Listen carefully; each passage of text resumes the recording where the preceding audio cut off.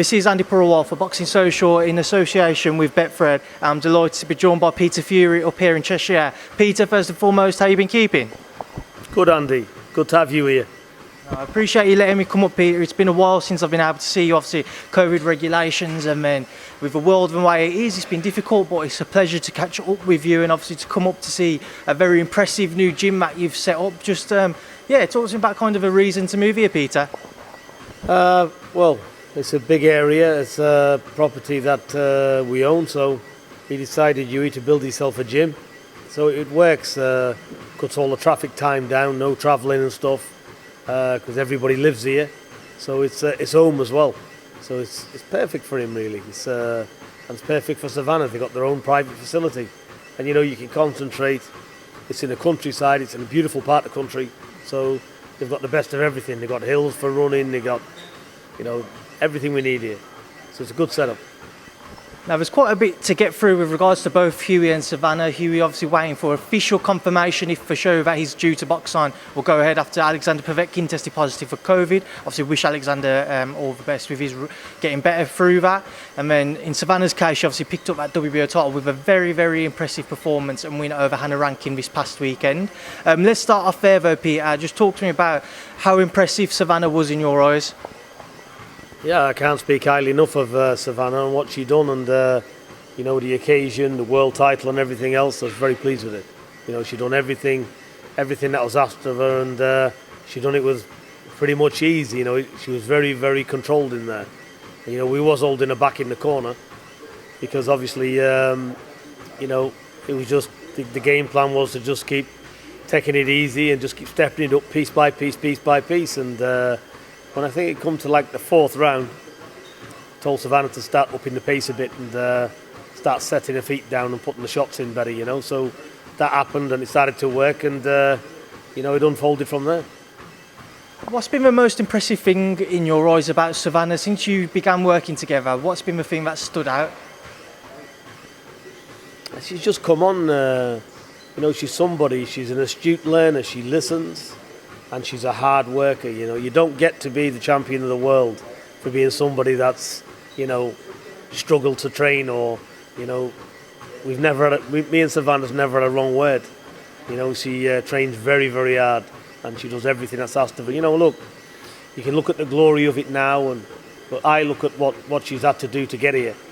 She's from a family, she's by herself, rented accommodation, she's here all the time. And it's just what she does to get where she's got. It's more than deserved for Savannah. I can't say how happy I am for Savannah to achieve and fulfil her achievements. What was the experience like of the bubble last week, Peter? And how did Savannah cope with kind of that week? It's very different to what we've all been used to since boxing began. How did she kind of do throughout that week and cope with a very different type of situation? And of course, fight night without anybody in attendance. She dealt with it perfectly. The fight bubble was done to a very high standard. It was everything was properly in there. But you are in COVID environments. You can't move. You just got to go from the bedrooms to one floor. But we was all in the same boat. There was a good team spirit there. Everybody was happy. There was games rooms put on for people. They had the best of facilities. And the good thing where we was as well, that's why I think Eddie's keeping it on, match room, is because you've got a landing outside and there is fresh air. So you can walk up and down, you are getting fresh air, you're not stuck inside. So for that, it's as good as what can be expected. As good as, it's the best there is in this condition. The world is Savannah's oyster now, picking up that world title. I'm sure that she's obviously not necessarily thinking about things at the minute, or it might be kind of crossing her mind, but what is next for her on the back of what is a statement performance against Hannah Rankin? What is next for her? Well, this fight was her coming out fight. Now the public can see exactly what she's about. So I told Savannah to take the Christmas off and just relax. She's she's not really took that much time off. So I want Savannah to enjoy being a world champion. She is a world champion. And I'm not a person that wants to rush. I don't rush anywhere. I always go by the saying, fools rush in. And I don't class myself as a fool. So basically, what's the rush? She is the middleweight world champion, and she is the best female fighter in her weight division in the world. So basically, Savannah can move up and down in weights. She's that good. Because let's not forget, she's 6'1", yeah, and she can do super middle just as easy as she could do middle. And, you know, even a diet down to middle was no big deal for Savannah. You know, she had an orange and a bottle of water before she weighed in. You know, she's been on weight now, weeks out. You know, so she doesn't. There's one thing I will say as well. I don't have my fighters sweating themselves silly, make weight. I don't make weight. You know, they train down, they diet properly over a period of 8 weeks, and they're down properly. Kerry Case does a fantastic job as well with Savannah. He does all of her food anyway. He does all of that because I haven't got to worry about it. He does it. But Kerry Case is the same as me. We don't believe in training people for weight or starving them to death where they're falling over on the scales. Savannah was eating 4 or 5 meals a day, even in the hotel. So on weight, not a problem. And that's why you're seeing a pitch perfect performance, because there's one thing what I find why I don't like making weight like that, and we don't do it. Because if you come in the trenches in later rounds against serious opposition, if you're having a 50-50 fight, you'll end up struggling. Peter, it's an interesting point that you make about kind of Savannah's weight and how she's easily able to move either up or down if she wanted to. Why do you feel it is that maybe in women's boxing there is maybe a bit more flexibility? We certainly see a bit more with the elite level fighters in women's boxing where they can move up and down to secure whichever fight they want to, whereas in the male game it seems to be a lot tougher for them to kind of do so. And if they do move up or down, there's the attributes they might gain but also attributes they might lose. You just got to do the best. I can't speak for the fighters, you know. I can only speak for the fighters my own fighters. And you got to know your fighter. And you know, and Savannah, you know, she will rip through that division, just like she done last Saturday. So very excited for Savannah. She's and even more excited the fact that fight was only that's the beginning for Savannah. And you know, my actual words to Savannah, I said, look, you're at the top of the mountain now, you're climbing off the ladder, and you're about to put your foot on the top. I said, now, once you're at the top of the ladder, now we'll see, and there's a lot more to come from Savannah, a lot more. Obviously, the one fight which you've been asked about plenty of times, Peter, I've asked you about it before myself, is the one with Claressa Shields. You said that you like to take your time and you like to kind of let things progress at their own rate. It would be a huge fight. They've obviously previously clashed as amateurs. Is it the fight you've got in your eye line next, or are you considering other options? How do you think the next bout will kind of go for Savannah in terms of who she'll be in with? You know, they're not going anywhere, are they? You know, there's only Savannah and Claressa Shields out there. You know, the others are not there. You know, as far as I can see, the real test for both of them is each other. So they're on a collision course. You know, next year they'll be fighting for sure. But you know, early next year, you know, I think Claressa Shields got a fight maybe, or you know, Savannah could have a fight maybe too. It doesn't matter. But next year they're going to be fighting anyway. So, like I said, we'll have a look at it. We'll have a look at the options and see where we go. But 100% that fight will be happening because there's only the pair of them really in the division. On a personal note, Peter, what did it mean for yourself to obviously see Savannah pick up that world title? Well, it means everything, you know. We work hard, you know, and you know, to see the skill set come off all the things we work on, you know, over the years.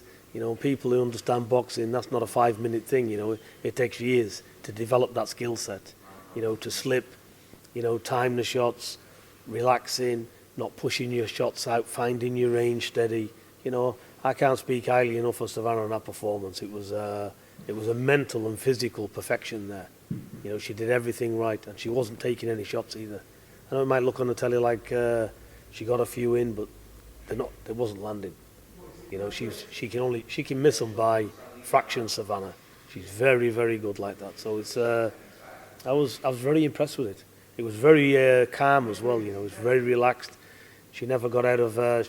She never had to struggle in any way. You know, she just she went about it properly. That's the thing. you can train as hard as you want, you know, and it's good to believe in yourself. And Hannah Rankin brought it. This is by no means, you know, Hannah Rankin had improved since she fought Clarissa Shields. I could see the improvements, and she was very tough as well. The shot she was taking, I thought she was going to definitely go well before, but she withstood it, and she needs maximum credit for that because she took a lot of severe punches there. On to Hughie, Peter. Obviously, as I mentioned earlier, Alexander Povetkin, Dillian Whyte was due to take place as a headline fight on the show Hughie was preparing for on November 21st. Unfortunately, as I say, Alexander Povetkin testing positive for COVID. What's your knowledge with regards to that show and whether or not it will still go ahead? I've got no knowledge at the moment. We're waiting to hear back. I know the contracts went out to Hughie's opponent, and hopefully they'll get them back. And we're just waiting to announce the fight, as far as I'm concerned. We've not been told anything, so we can only assume the fight's going ahead. So, like I said, I believe the show is going ahead. So that's it. So we've paid for sparring partners. They're all here, so everybody's ready to go. So Hughie will be ready on the 21st. What can you tell us about the opponent Hughie will be facing on the 21st, provided obviously it does go ahead? I can't really tell you anything because it's one, it's got to be signed, and secondly, you know, it's up to Matchroom to announce it. It's not for me to do that. Stylistically, though, anything you can kind of let us in on as to what you guys are preparing for? Yeah, he's a big guy, and you know, he's a good fighter. He's a good test, and he's been around, and he's been a good test for more or less all the top fighters in the world. So he's well known. With Hughie now, like, what's kind of the not the ambition, but kind of the expectation on Hughie heading into this fight? What are you wanting to see from your son? I just want him to relax, enjoy his night of boxing, and do what we know he can do. And that's all he needs to do, and he'll be fine.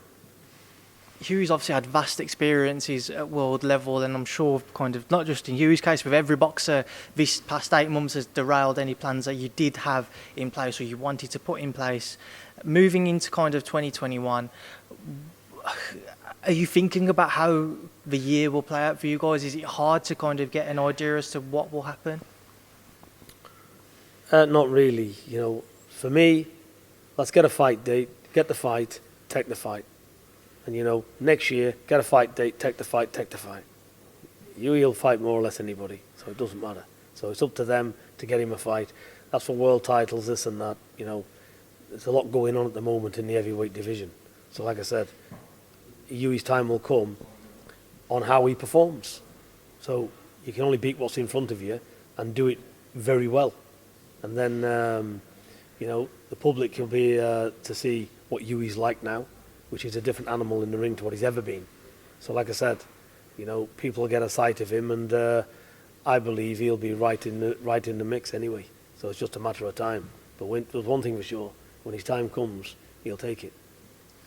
Despite any negatives that you do kind of look back on the defeats and you take from, what are the positives that you take kind of through Hughie's career and the way that he's progressed? What kind of pleases you the most about him? They're all good learning fights, aren't they? You know, he's grown up learning. You know, he's learned the hard way because he's been tested early. So it's fine. Would I change anything going back? Absolutely not. Would I put him in the same way again? Yes, exactly. There's no mistakes. You know, we don't make mistakes. The mistakes they're not mistakes, you know, for whatever reasons, he's just not been developed and he's not done enough in there. So that's all part of learning. But you don't know your weaknesses until you're tested. You know, get in there, let's see what you like. You know, look, we can all have padded records. Now, you know what padded records means. You can get a fighter to 40, you know. You know, I think Deontay Wilder had 30 fights, and they come out the backstreet pubs. You know, he hadn't fought anybody in 30 fights. That's not meant to say he's no good. That means to say not tested. Yeah? So it's always good for a young heavyweight to be tested. That's if he's good enough to be tested. Hughie was good enough to be in them type of fights, because if he wasn't, then he'd be overmatched. Then you put him in, he'd be getting hurt, wouldn't he? You know, he'd be getting done in style, so to speak. But this is not the case with him.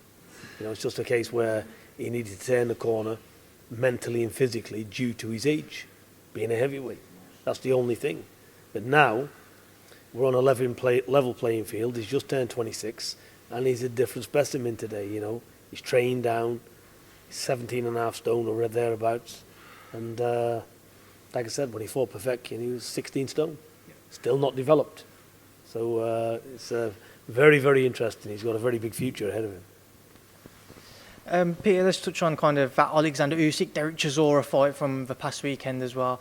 I know Alexander's somebody you've always been very, you've given a lot of plaudits to. You've been very keen to see how he progresses, and you've kind of admired him as a fighter. What did you make of his victory over Chisora? I thought it was good. I didn't see any holes in it. I think what he could have done, though, I think he could have stepped it up a bit. He didn't seem to throw enough right hands. I think he had Derek Hurt a bit in the mid rounds. I can't think which round it was, and the bell went. I think if he'd have just kept on the gas, it could have been a different story. But he couldn't. So, he's. But the guy's been out a year, hasn't he? But let's look at it for what it is. Chisora would have given anybody fits that night. So can't look at it and say, it's Derek. No, it's not Derek. Derek's had the best of training camp, best of advice. David A knows his boxing inside out. Yeah, they worked and they said what they was going to do. What it said on the tin, they delivered. So he gave a first-rate performance, Chisora. Needs to be very proud of it, because although he's lost, he's won. Because he's had a right result, because he's in with a formidable opponent there, a very, very good boxer. And, to do what he did, it was good. It was a lot better footwork from him, a lot better conditioning he had, and his punch variety, he's punching properly as well, because Derek used to slap a lot in his earlier career. He used to hit with the inside of the glove. Now he's putting serious shots together. And when you've got a big, strong unit like Derek, who's physically conditioned like that, he's dangerous for anybody. With Alexander, though, there's still people kind of questioning whether or not his power will kind of carry through to heavyweight on the back of that Chisora performance, and whether or not if somebody was to land clean on Alexander, he could take it. What are your kind of thoughts on the back of kind of both of those comments, and also do you feel that he could still mix it with the elite at heavyweight? I do, yeah, and if anybody gets it clean in heavyweight, they're gone. It doesn't apply to Usyk, does it? It applies to them all. So that's it. You're in the heavyweight division. We've seen a lot of shocks anyway. You can't really judge anyone fight by fight. It's like saying,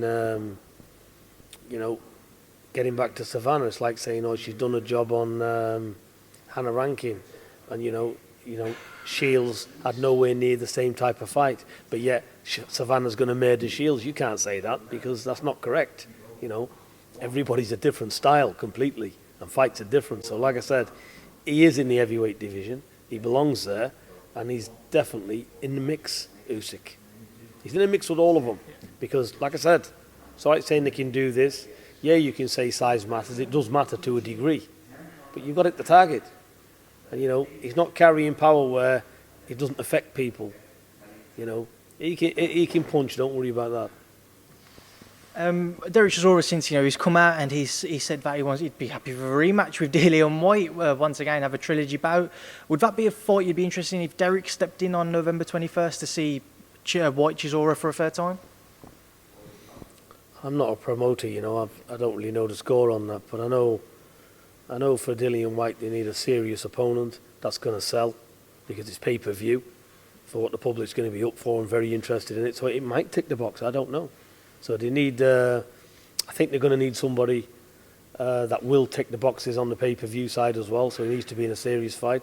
So like I said, I think if he can't get one, it's very close now. So he might just wait till January. We obviously know as well last week, something I forgot to bring up, Dave Allen was due to fight on the card and unfortunately had a lot of issues going on with his opponent Christopher Lovejoy because of Don King's involvement. When you was kind of there, Peter, can you kind of just talk me through what you knew about it, and is there any kind of past experiences that you know of in the sport where you could compare it to what Dave was going through last week? I couldn't, it was a complete piss take what happened there. At the end of the day, Dave Allen's trained, he's been abroad helping Usyk, he's worked hard, and all of a sudden you get that from some fools, because to come over here cost people money to get them over here in fight camps. It's not cheap, and all of a sudden they're in contract. What kind of bullshit is that?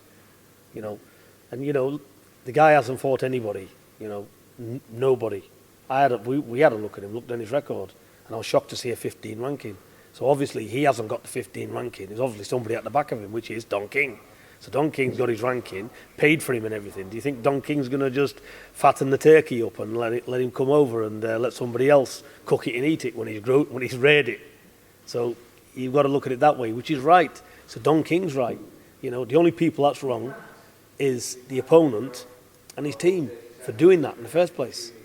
So it was all bullshit to me, and it cost Dave Allen, a payday and getting out there. So I don't like that kind of carry on, because that could happen to us. It's the same, could happen to anybody, and it's not a joke, and something should be done about that, really.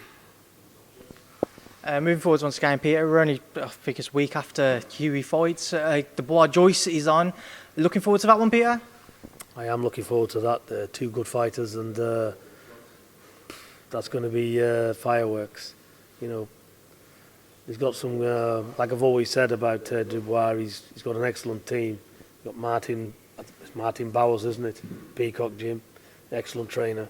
So it's going to be good. But Joe Joyce is very, very tough. But a lot better than people think he is, and that's going to be a good fight. It's just a pick'em fight. It can go anyway. That's why it's so interesting, that fight. Moving forward once again, something else I want to get your thoughts on. We saw Deontay Wilder come out with a video earlier this week accusing Tyson Fury of tampering with his gloves, and then he said Mark Breland was disloyal to him when he pulled him out the corner, and then accused somebody of spiking his water. Peter, just I wanted to get your thoughts on the video.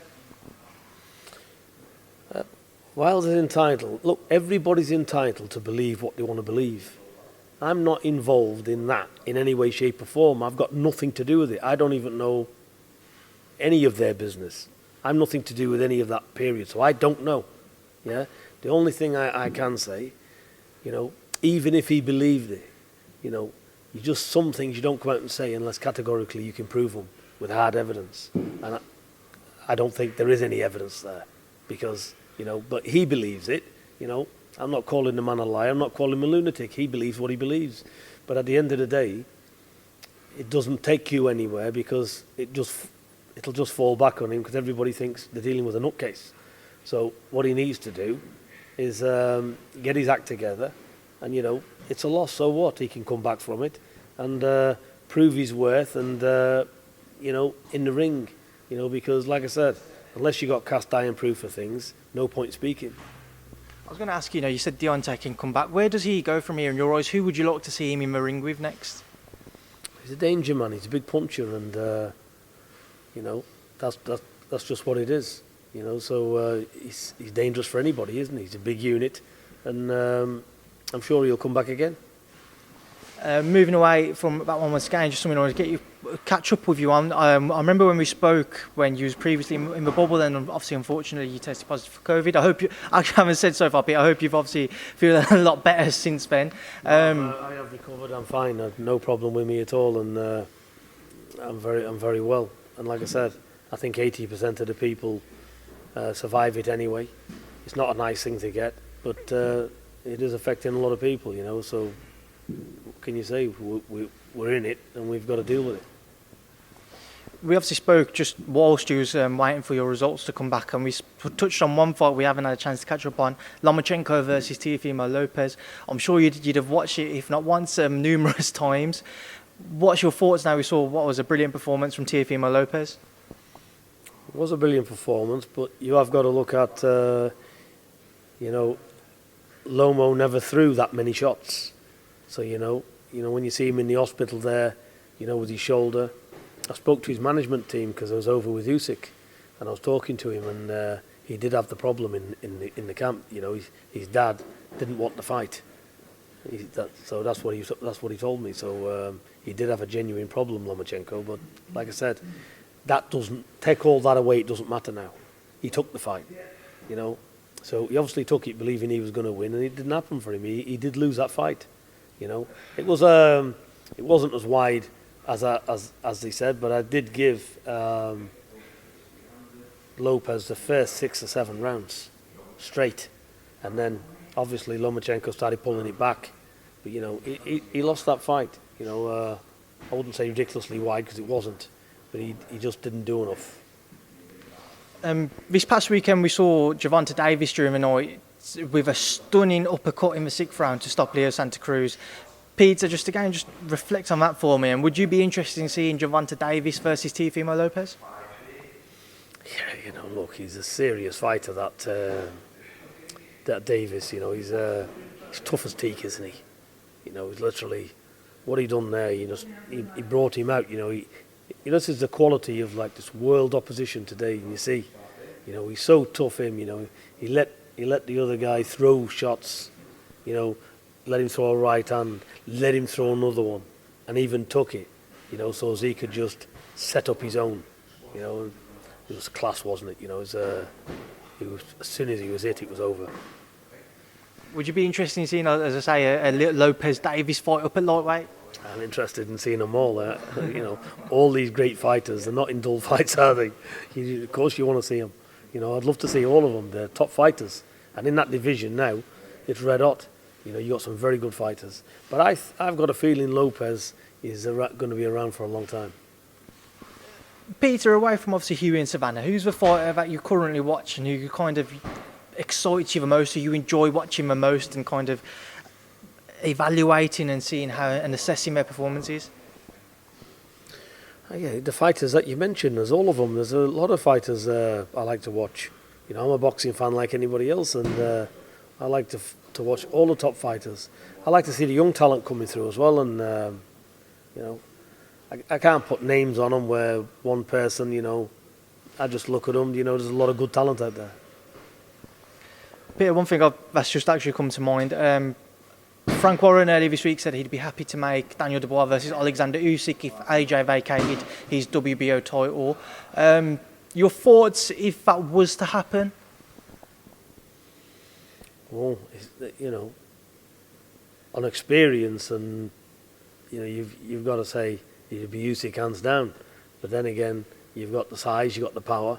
So, like I said, it's it's not all one-way traffic. Of course, he'd have a chance, wouldn't he? He's a big unit, Dubois, and if he comes through this against Joyce, then he's proved his worth. So, yeah, why not? If he's mandatory as well, give him his chance, because, like I said, he has got the size advantage, certainly got the power, and all things are possible in boxing. Can't rule out anything in the heavyweight division. Peter, final thing, next weekend we see Kell Brook versus Terence Crawford over in America. Kell obviously without Dominic Ingle in his corner this time round, but what do you make of that fight and how much do you fancy Kell, if at all, going into it? I don't know, when there's always politics around fights and they haven't got the trainers and they've got other people and this and that, I suppose it's a tall order, especially when you're fighting somebody like who he's up against. So I don't know. I think he'll put a good fight up though, because Kell Brook, he's always been a world level fighter, hasn't he? So I wish him all the very best, and I hope he does very well. He's got nothing to lose anyway. I think he'll put up a good fight himself. Peter, I will leave that there now, and I'll leave you to enjoy the rest of the day, and obviously watch over Hughie as he gets ready for his fight on November 21st. Best of luck with that. Obviously, I hope it still all goes ahead, and thank you for speaking to Boxing Social. No problem, Andy. Good to see you.